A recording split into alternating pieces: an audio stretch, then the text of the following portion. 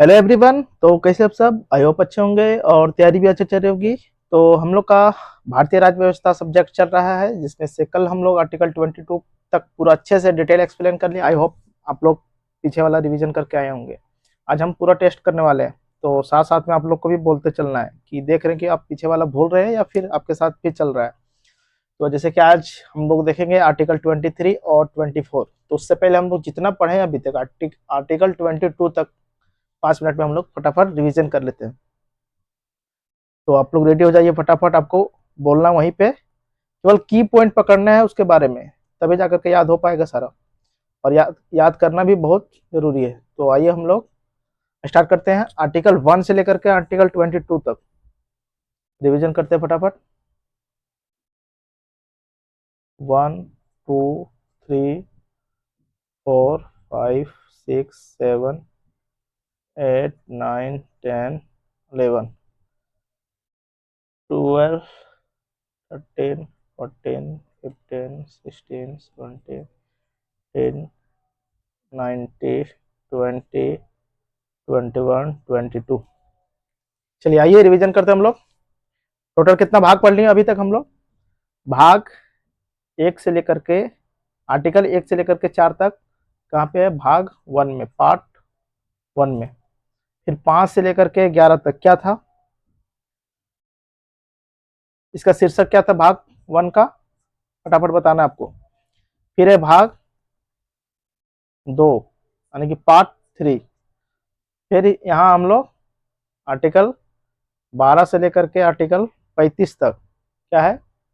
भाग 3 यानी कि पार्ट 3। इसका शीर्षक क्या था? संघ एवं राज्य व्यवस्था। आप लोग को मन मन में बताते चलना। भाग 2 का शीर्षक आप लोग बताइए फटाक से, क्या था? क्या था? नागरिकता। तीसरा भाग 3 का शीर्षक क्या था? क्या था? फंडामेंटल राइट, मौलिक अधिकार। तो आइए फटाफट केवल की पॉइंट पकड़ना है। जैसे कि आर्टिकल 1 का शीर्षक क्या था? इंडिया अर्थात भारत क्या होगा? राज्यों का संघ होगा। इंडिया अर्थात भारत राज्यों का संघ होगा। अब इसी में आपको सारा पॉइंट याद आ जाना चाहिए, क्योंकि हम लोग को की पॉइंट पकड़ना है और उसके रिगार्डिंग जितना भी चीज है सारा चीज याद हो जाना चाहिए। इसी में एक थे, मतलब कौन थे जो बोले कि राज्य को भारत से अलग होने का अधिकार नहीं नहीं है। कौन है व्यक्ति? बताइए आप लोग। तो भीमराव अंबेडकर साहब ये बोले थे कि हमारा राज्य समझौते में, हमारा जो संघ है भारत समझौते का परिणाम नहीं है। ये सब सारी बातें आर्टिकल 1 में है। तो ये सब चीज माइंड में क्लिक होना चाहिए पटाख से एकदम। तो इसका शीर्षक हम लोग को याद रखना है, इंडिया अर्थात भारत राज्यों का संघ होगा। राज्यों को भारत से अलग होने का अधिकार नहीं है, यानी कि भारत भारत का विभाजन नहीं किया जा सकता, राज्यों का विभाजन किया जा सकता है, भारत का विभाजन नहीं किया जा सकता है। आर्टिकल 2 में क्या है कि नए राज्यों के प्रवेश और स्थापना से संबंधित मैटर किसमें दिए गए? आर्टिकल 2 में। आर्टिकल 3 में क्या है? नए राज्यों का निर्माण और वर्तमान राज्यों के क्या है? वर्तमान राज्यों के नाम, सीमा और क्षेत्र में परिवर्तन किसमें? आर्टिकल 3 में। आर्टिकल 4 में क्या है? आर्टिकल 4 में संसद को अधिकार है, यानी कि आर्टिकल आपका जो आर्टिकल 2 और 3 में बनी जो भी विधियां हैं उसे पहली और चौथी अनुसूची में संशोधन करने करती है। इसमें बताया गया आर्टिकल 4 में। अब हम लोग आते हैं नागरिकता। आर्टिकल 5 क्या है? वो मतलब कि आर्टिकल 5 में संविधान के प्रारंभ पर नागरिकता अधिवास के आधार पर। फिर आर्टिकल 6 में क्या है?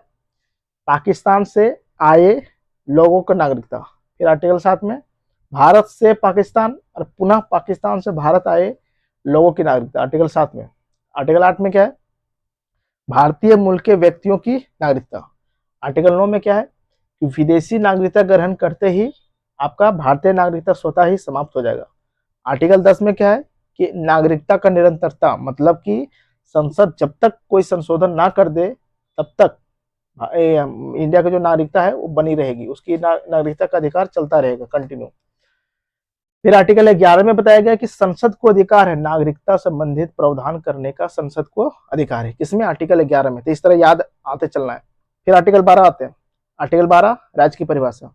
आर्टिकल 13 जो भी फंडामेंटल राइट मतलब जो भी कानून फंडामेंटल राइट के असंगत होगी वह कानून शून्य घोषित कर दिया जाएगा। किसमें बताया गया? आर्टिकल 13 में। और विधि की परिभाषा किसमें दी गई? आर्टिकल 13 में। फिर आर्टिकल 14 में क्या? विधि के समक्ष समता और विधियों के समान संरक्षण। दिया गया होगा कि विधि के समक्ष समता किससे लिया गया था? ब्रिटेन से। और विधियों के समान संरक्षण यूएसए से। ये नकारात्मक प्रावधान है और ये सकारात्मक प्रावधान है। तो इस तरह पूरा चीज क्लिक होना चाहिए, क्या है उसके अंदर, क्या है, केवल शीर्षक याद रखना है, बाद बाकी वो चीज आपका माइंड में हो जाएगा 2-3 बार रिवीजन करने के बाद। फिर आर्टिकल 15 क्या है? राज्य केवल, मतलब राज्य और व्यक्ति दोनों के विरुद्ध है। केवल कितना चीज? 5 चीज याद आना चाहिए हमेशा। धर्म, मूल वंश, जाति, लिंग और जन्म स्थान। फिर से बोलिए। धर्म, मूल वंश, जाति, लिंग और जन्म स्थान के आधार पर किसी भी व्यक्ति से भेदभाव नहीं किया जा सकता है। इसके अंदर भी हम लोग टोटल 6 सब क्लॉज को पढ़े थे, तो वो चीज भी आप लोग को माइंड में क्लिक होना चाहिए। फिर आर्टिकल 16। आर्टिकल 16 क्या है? लोक नियोजन में, यानी कि आपका जो सरकारी नौकरियों में अवसर की समानता की बात करता है, आर्टिकल 16। आर्टिकल 17 में क्या है? अनटचेबिलिटी का अंत, यानी कि अस्पृश्यता का अंत। आर्टिकल 18 में क्या है? उपाधियों का अंत, अपवाद विद्या और सैन्य क्षेत्र में को छोड़ करके। और फिर है 29, आर्टिकल 19 क्या है? स्वतंत्रता, वाक्य एवं अभिव्यक्ति की स्वतंत्रता। इसके अंतर्गत कितना स्वतंत्रता दिया गया? टोटल 6। जैसे कि बोलने की स्वतंत्रता, सभा बनाने की स्वतंत्रता, संगठन करने की स्वतंत्रता, घूमने की स्वतंत्रता और निवास की स्वतंत्रता और व्यवसाय की स्वतंत्रता। फिर से एक बार बोलिए। आर्टिकल 19 में वाक्य एवं अभिव्यक्ति की स्वतंत्रता दिया गया। इसके अंतर्गत बहुत सारे स्वतंत्रताओं को इंक्लूड किया गया, पर हमें शीर्षक याद रखना है और उसी शीर्षक के जरिए को पूरा कंप्लीट याद रखना है। जैसे कि पहला में आर्टिकल 19 ए में क्या है? अरे एफ को हटा दिया गया है, इस चीज माइंड में याद रखना है। कब 44वां संविधान संशोधन 1978 के द्वारा इसे हटा करके कहाँ रख दिया गया? आपका मौलिक कानूनी अधिकार बना दिया आर्टिकल 300 ए में भाग 12 में। तो फिर से हम लोग बोलते हैं, बोलने का अधिकार, सभा बनाने का अधिकार, संगठन करने का अधिकार, घूमने का अधिकार, व्यवसाय का अधिकार और निवास का अधिकार। टोटल 6। आर्टिकल 20 में क्या है कि अपराधों के लिए दोष सिद्धि से संरक्षण, अपराधों के लिए दोष सिद्धि से संरक्षण। और आर्टिकल 21 क्या है? प्राण एवं दैहिक स्वतंत्रता, प्राण एवं दैहिक स्वतंत्रता से किससे रिलेटेड? आर्टिकल 21। इसको पूरा डिटेल से एक्सप्लेन कराएं तो सारी चीज माइंड में क्लिक होना चाहिए। निवारक, निरोध, ये सब। फिर आर्टिकल 22 में क्या है? कल ही पढ़ाएं, आर्टिकल 22 क्या है? व्यक्तियों, मतलब कि संरक्षण है, व्यक्तियों को अपराध से संबंधित संरक्षण है। 24 घंटा से पहले आप गिरफ्तार, मतलब 24 घंटा में जो गिरफ्तार किए और 24 टाइम जो आपका मार्ग में लगा टाइम काउंट नहीं किया जा सकता है। अपराधी को वकील रखने का अधिकार है, अपराधी को मतलब गिरफ्तारी का अधिकार जानने का अधिकार है। सब किससे रिलेटेड? आर्टिकल 22 से रिलेटेड है। निवारक निरोध के तहत आप गिरफ्तार कर रहे तो 3 महीने से ज्यादा नहीं कर सकते। 3 महीने से अगर ज्यादा कर रहे तो आपको ट्रेजरी बोर्ड के सलाह पर करना ही होगा। अगर जनहित में लगे कि मतलब बताना जरूरी नहीं है गिरफ्तारी का कारण तो नहीं बताएंगे। तो आर्टिकल से सारा 22 हम लोग कल अच्छे से डिटेल एक्सप्लेन किए। तो आई होप पूरा वा पीछे वाला भूलते नहीं जाना है। तो आज हम लोग स्टार्ट करते हैं आर्टिकल 23 और 24। तो आइए साथ साथ में नोट करते चलते हैं। शोषण के विरुद्ध अधिकार अभी तक हम लोग पढ़ लिए। अब तीसरा हम लोग अधिकार पढ़ते हैं। हेडिंग डालिए, शोषण के विरुद्ध अधिकार।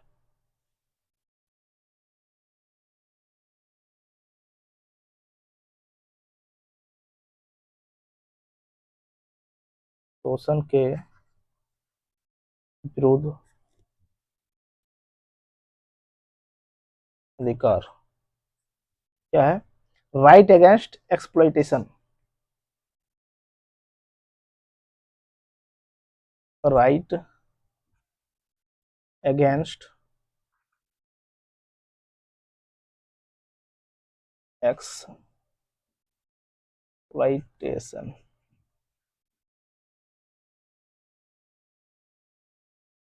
और एक चीज आज बताइए आप लोग कि केवल भारतीयों को, केवल भारतीय नागरिकों को कौन कौन सा आर्टिकल सुनिश्चित किया गया? 15, 16, 19, 29, 30। 15, 16, 19, 29 और 30। तो ये ध्यान रखना है। शोषण के विरुद्ध अधिकार, इसमें टोटल 2 आर्टिकल है।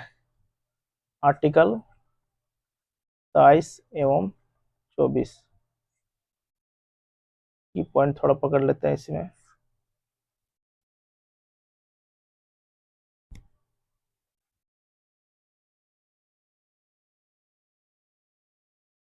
आर्टिकल 23 और आर्टिकल 24 क्या है? तो आर्टिकल 23 में है बलात् श्रम पर प्रतिबंध लगाता है, और ये आर्टिकल 24 बाल श्रम पर प्रतिबंध लगाता है। क्या है? ये बलात् श्रम पर प्रतिबंध लगाता है। बलात्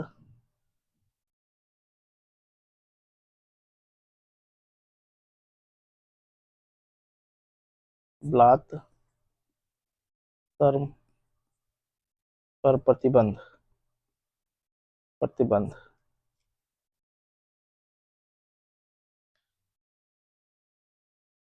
और ये क्या है?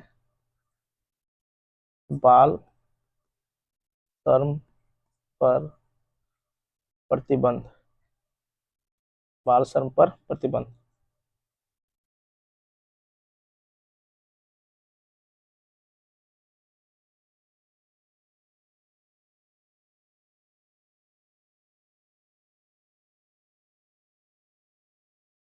अब एक एक करके नोट करते हैं हम लोग। क्या है? आर्टिकल 23 बलात् श्रम पर प्रतिबंध, जैसे कि मानव तस्करी पर प्रतिबंध लगाता है। बेगार, बेगार क्या है? कि बिना वेतन के काम करवाना। बेगार बिना वेतन के अगर काम करवा रहे हैं तो इस पे प्रतिबंध है। जबरन जबरन मजदूरी आप नहीं करवा सकते हैं। हाँ, आर्टिकल 23 का अपवाद भी है, जैसे कि सार्वजनिक उद्देश्यों के, जैसे कि सेना में सेवा करना हो, आपातकालीन स्थिति आ जाए तो आप कर सकते हैं। इसमें इसमें मतलब प्रतिबंध नहीं है। अगर स्वेच्छा से कोई व्यक्ति करना चाहता है तो वो भी कर सकता है। कैदियों से अगर कोई मतलब कराया जा रहा है और मजदूरी नहीं मिल रही है तो ये प्रतिबंध है। मतलब कैदियों से कराया गया कार्य मजदूरी मिलनी चाहिए। बाल श्रम पर प्रतिबंध क्या है? 14 वर्ष से कम उम्र के किसी भी बच्चे को, जैसे कि कारखाना हो गया, खदान हो गया, माइंस हो गया, किसी अन्य खतरनाक काम करवाने पर प्रतिबंध लगाता है। कौन? आर्टिकल 24। इसका उद्देश्य क्या है? कि बच्चों के शोषण की रक्षा करना। आर्टिकल 24 का उद्देश्य है कि बच्चों की शोषण ना हो, उसकी रक्षा किया जाए। बच्चे अच्छे से, मतलब 14 साल के बच्चे, अब जैसे कि फंडामेंटल राइट में भी बना दिया गया है आर्टिकल 21 21 क्लॉज ए, मौलिक अधिकार बना दिया है कि 6 साल से 14 साल को बच्चों को अनिवार्य शिक्षा उपलब्ध करवाना है। वहीं आर्टिकल 45 में, जो डीपीएसपी में आगे पढ़ेंगे, उसमें बता दिया कि 0 से 6 साल के बच्चों को मतलब अनिवार्य शिक्षा देना है और उसकी देखरेख करना है। फिर फंडामेंटल ड्यूटीज में भी इसे जोड़ दिया गया। फंडामेंटल ड्यूटीज में जोड़ दिया गया 11वां, मतलब लास्ट में जोड़ा गया कि अभिभावकों का कर्तव्य है कि वो अपने बच्चों की देखरेख करें। तो सोचिए, इसमें इसको फंडामेंटल ड्यूटीज में भी इंपॉर्टेंट दिया गया, फंडामेंटल राइट में भी दिया गया और डीपीएसपी में भी दिया गया। तो कितना इंपॉर्टेंट है। इसमें क्या इसका उद्देश्य है कि बच्चों के शोषण से रक्षा करना। आर्टिकल 24 उनका स्वास्थ्य का देखरेख करना, उनके स्वास्थ्य का विकास करना, ताकि वह शिक्षा और अवसर की क्षमता प्राप्त कर सके। उसके शारीरिक स्थिति अच्छा हो जाएगा, मानसिक रूप से परिपक्व हो जाएगा अगर ये सब मतलब करेगा। और इसमें इसके रिगार्डिंग एक कानून भी पारित हुआ था, बाल श्रम अधिनियम 1986, जिसको 2016 में संशोधन में किया था। तो इस सब बारे में हम लोग पूरा डिटेल से देखेंगे। तो आइए आप लोग स्टार्ट करते हैं, हम लोग नोट करते चलते हैं ताकि नोट्स भी बन जाए और रिवीजन में ज़्यादा दिक्कत ना हो। तो बाल श्रम पर प्रतिबंध किस किस पर प्रतिबंध है? जैसे कि मानव तस्करी, ह्यूमन ट्रैफिकिंग, जैसे कि मानव तस्करी, मानव तस्करी हो गया। बेगार, बेगार क्या होगा? बिना वेतन के काम करवाना, बेगार हो गया।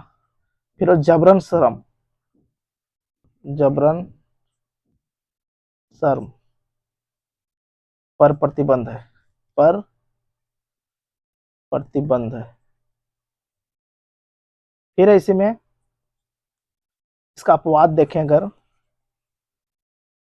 अपवाद क्या है? अपवाद सार्वजनिक उद्देश्यों में कर सकता है व्यक्ति, सार्वजनिक जनिक उद्देश्यों से कर सकता है, जैसे कि हो गया सैन्य सेवा, सैन्य सेवा हो गया, आपातकालीन राहत कार्य, आपातकालीन राहत कार्य इस समय कर सकता है। कैदियों से इसी में बताया गया है कि कैदियों से कराया गया कार्य उसको मजदूरी मिलनी चाहिए। अगर कैदियों से काम करवाते हैं, कैदियों से काम करवाने पर उचित मजदूरी देनी होगी, उचित मजदूरी मिलनी चाहिए। तो आर्टिकल 23 का निष्कर्ष हम लोग देखते हैं, क्या है निष्कर्ष। आर्टिकल 23, आर्टिकल 23 भारत में शोषण के खिलाफ एक महत्वपूर्ण फंडामेंटल राइट है। क्या है ये? भारत में शोषण के खिलाफ, के शोषण के खिलाफ महत्वपूर्ण फंडामेंटल यानी कि मौलिक अधिकार है, जो लोगों को गुलाम बनने, क्या है, जो लोगों को गुलाम बनाने सोचने और जबरन काम कराने के लिए, जबरन काम कराने के लिए, जबरन काम कराने के लिए राज्य द्वारा नियंत्रित, राज्य द्वारा नियंत्रित गैर भेदभावपूर्ण, गैर भेदभावपूर्ण अनिवार्य सेवा की अनुमति देता है, सेवा की अनुमति देता है। क्या निष्कर्ष? आर्टिकल 23 भारत में शोषण के खिलाफ महत्वपूर्ण फंडामेंटल राइट है। शोषण अगर हो रहा है तो आर्टिकल 23 के तहत हम लोग सीधे सुप्रीम कोर्ट जा सकते हैं, आर्टिकल 32 के तहत, और हाई कोर्ट जाना हो तो आर्टिकल 20 यानी कि 226 के तहत हम लोग हाई कोर्ट जा सकते हैं, और 32 के तहत हम लोग सुप्रीम कोर्ट जा सकते हैं। जो लोगों को गुलाम बनाने, सोचने और जबरन काम कराने के लिए राज्य द्वारा नियंत्रित गैर भेदभावपूर्ण अनिवार्य सेवा की अनुमति देता है। कौन? आर्टिकल 23। तो फिर हम लोग देखते हैं आर्टिकल 24 के बारे में। नोट कीजिए,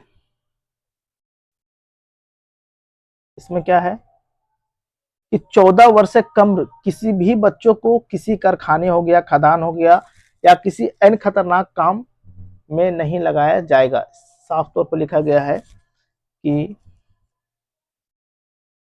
14 वर्ष से कम आयु के बच्चों को किसी भी कारखाने, फैक्ट्री हो गया, कारखाने हो गया, खदान हो गया, माइंस, खदान हो गया, या किसी अन्य खतरनाक, या किसी अन्य खतरनाक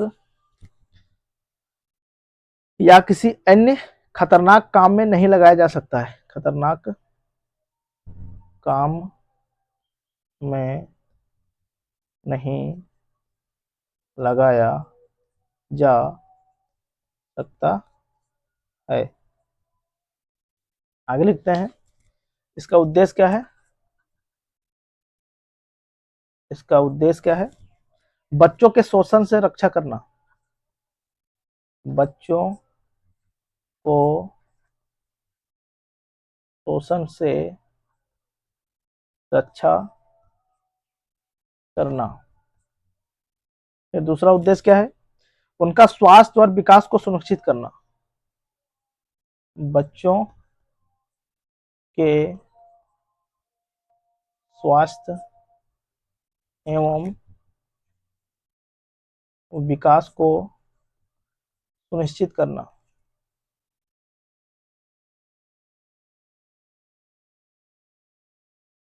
सुनिश्चित करना। नेक्स्ट क्या है? उसे शिक्षा का अवसर देना। उसे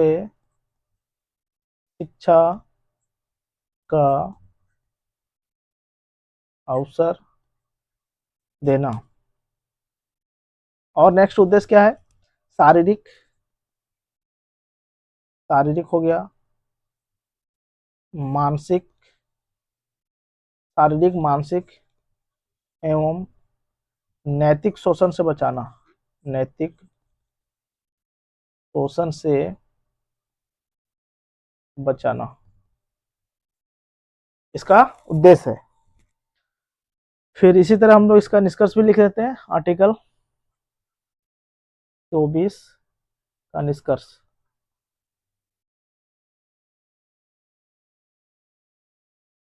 आर्टिकल 24 सुनिश्चित करता है कि बच्चों को काम की बजाय स्कूल जाना चाहिए और उन्हें बचपन की खुशियां मिले, ना कि उनके बचपन का शोषण हो।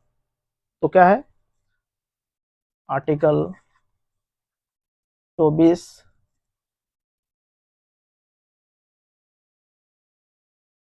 सुनिश्चित करता है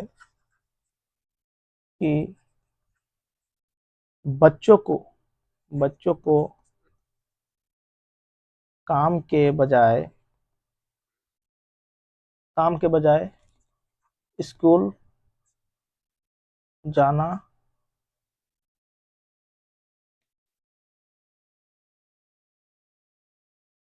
स्कूल जाना चाहिए। स्कूल जाना चाहिए और उन्हें और उन्हें बचपन की खुशियां बचपन की खुशियां मिले, ना कि उनका बचपन का शोषण हो। बचपन का शोषण हो। तो इस तरह हम लोग देख लिए। अब इसी में एक कानून पारित हुआ था, इसी से रिलेटेड है, उसे भी देख लेते हैं हम लोग। क्या है? बाल श्रम प्रतिषेध एवं विनियम अधिनियम 1986। क्या था?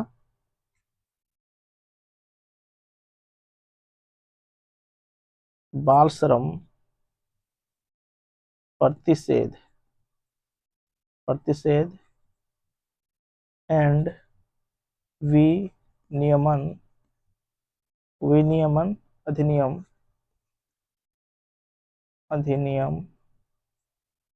1986। क्या बोला गया था इसमें?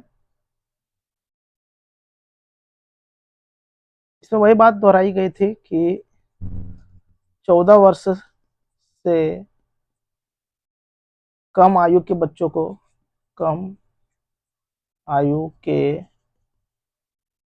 बच्चों को कारखाने कारखाने खान या जोखिम वाले जोखिम वाले स्थानों पर जाने से रोकता है। पर जाने से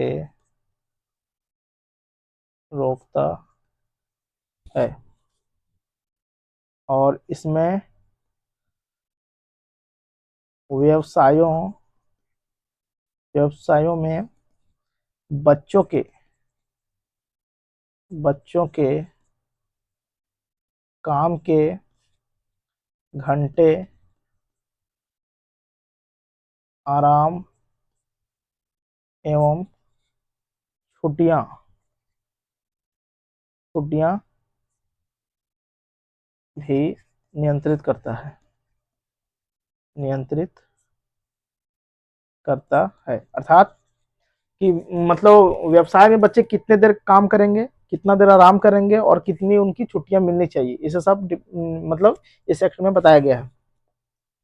2016 में संशोधन हुआ था इसी एक्ट का। क्या हुआ था इसमें कि 6 से लेकर के 14 साल के के बच्चों